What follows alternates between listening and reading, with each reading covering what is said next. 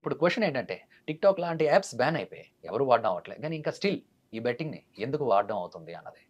తగ్గించగలిగినప్పుడు వచ్చిన డబ్బుల్ని 4 మంచి పనులు వినియోగించడానికి రీసెంట్‌గా యూట్యూబ్‌లో, సోషల్ మీడియాలో ఒక న్యూస్ అనేది వైరల్ అవుతుంది భయ్య. అదేంటంటే యాప్స్ గురించి.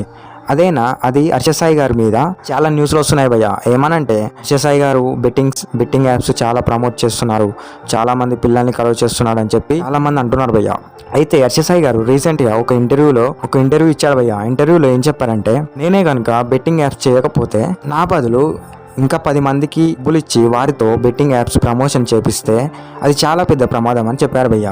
అంటే దీనికి అర్థం ఏంటంటే హర్ష సాయి గారు చాలా సింపుల్గా చెప్తున్నారు. ఎలా అంటే బెట్టింగ్ యాప్స్ ఆడమని చెప్పట్లేదు, బట్ దాంట్లో ఎలా ఉందంటే అర్థం కానట్టు ఉంటుంది. ఆ ప్రమోషన్ కూడా చాలా డిఫరెంట్ టైప్ ఆఫ్గా చేస్తున్నారు భయ్య హర్ష సాయి గారు. సింపుల్గా అందరికీ అర్థమయ్యేలా చెప్పాలంటే హర్ష సాయి గారు ఒక ప్రమోషన్కి 10 lakh తీసుకుంటున్నారు అనుకున్నాం అనుకో, అదే 10 lakh అదే 10 లక్షలు 10 మందికి ఇచ్చి 10 మందికి లక్ష ఇచ్చి ప్రమోషన్ చేపిస్తే అది చాలా చాలా పెద్ద ప్రమాదం. అంటే చాలా మందికి రీచ్ అవుతుంది. అదే నేను ఒక్కనే ప్రమోషన్ చేశాను అనుకో, చాలా తక్కువ మందికి రీచ్ అవుతుంది. అలాగే ప్రమాదం కూడా చాలా తక్కువగా ఉంటుందని చెప్పారు భయ్య చాలా క్లారిటీగా. వీడియోలో అయితే ఇంతే.